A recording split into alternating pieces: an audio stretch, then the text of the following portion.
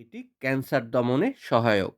প্রিয় গাছ বন্ধুরা, আমাদের এবারের আয়োজন ভাটফুল বা বনজুই। ভাটফুল একটি বহুবর্ষজীবী উদ্ভিদ। এর বৈজ্ঞানিক নাম ক্লেরোডেনড্রাম ইনফর্টুনেটাম। অন্যান্য নাম ঘেটুফুল, ঘণ্টাকর্ণ, হিল গ্লোরি বোয়ার ইত্যাদি। আপনাদের অঞ্চলে একে কী নামে ডাকে কমেন্ট করে জানাতে পারেন।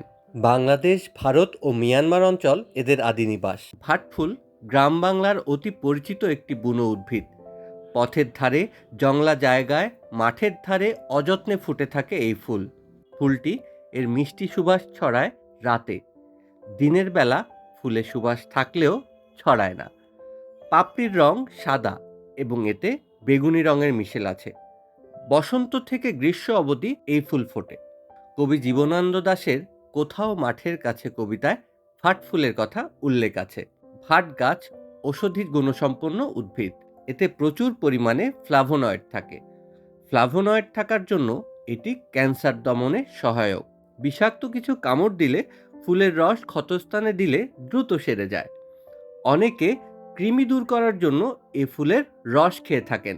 চর্মরোগে নিয়মিত ফুল অথবা পাতার রস ক্ষতস্থানে মালিশ করলে দ্রুত সেরে যায়। উকুন হলে ভাট পাতার রস লাগিয়ে 1 ঘন্টা পর ধুয়ে ফেললে উকুন চলে যায়। দীর্ঘ রোগ ভোগের পর শরীর দুর্বল হলে ঘেটু পাতার রস রোজ 3 থেকে 4 চামচ পরিমাণ খেলে শরীরে দ্রুত পূর্বের বল ফিরে আসে।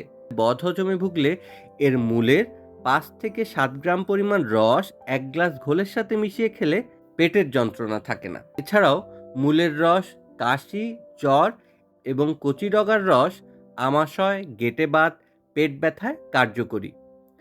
অনাদরে বেড়ে ওঠা প্রকৃতির এক অনবদ্য সদস্যের নাম ভাটফুল।